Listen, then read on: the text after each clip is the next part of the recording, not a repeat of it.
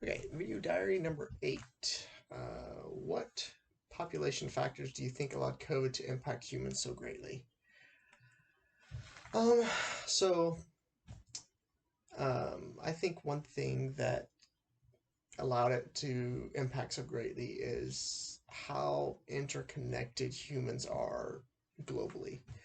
Be that air travel, boat travel, sending things through mail, whatever it is, there are countless of thousands of interactions between humans that you don't even realize is taking place um, all around you. I think one of the things is, grabbing a doorknob and opening a doorknob. And how many people have touched that doorknob before you? How many germs from that person is still on that doorknob? I think that's which COVID I don't think lasts on surface that long, but even if you're looking at a city of 8 million like New York, how many people ride the subway each day and are standing in very close proximity and breathing on each other. So when you have an aerosolized disease like this and you're breathing around other people, you're spreading it to everybody around you. I think that's another thing that a population factor in the United States is where when you're sick, you still go to work because you're weak. You brought this up in class, I believe. When you're weak, you're weak if you stay home. So you go in and you tough it out when you're sick. Well, you're spreading the disease when you're sick.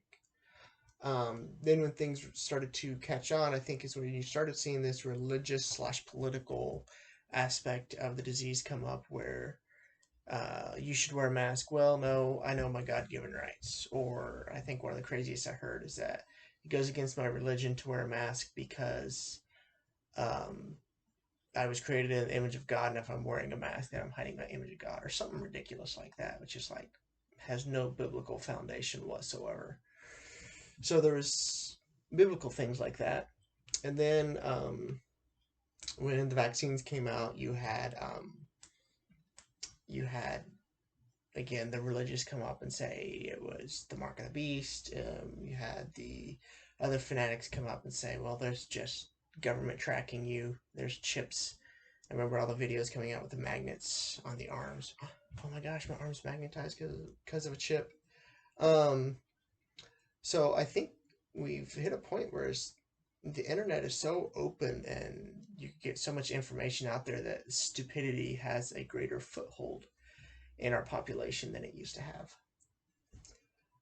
Yeah, so I think that's kind of what the biggest factor I think is that we've allowed the voice of ignorance to hold so much sway over scientists or other people that are actually studying and trying to read these things.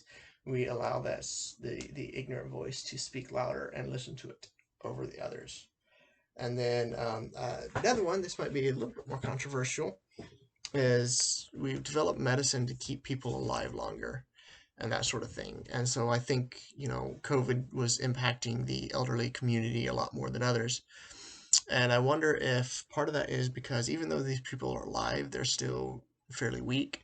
So when you have a drug that you're not certain, or you have a disease that you don't exactly know how to uh, use, what medications you need to use on it, you need to figure that out. I think you're going to always see an impact really great in the elderly community that's taken out some of these older people that have long lived past their time, but because of current day medication, they've been allowed to in a certain way.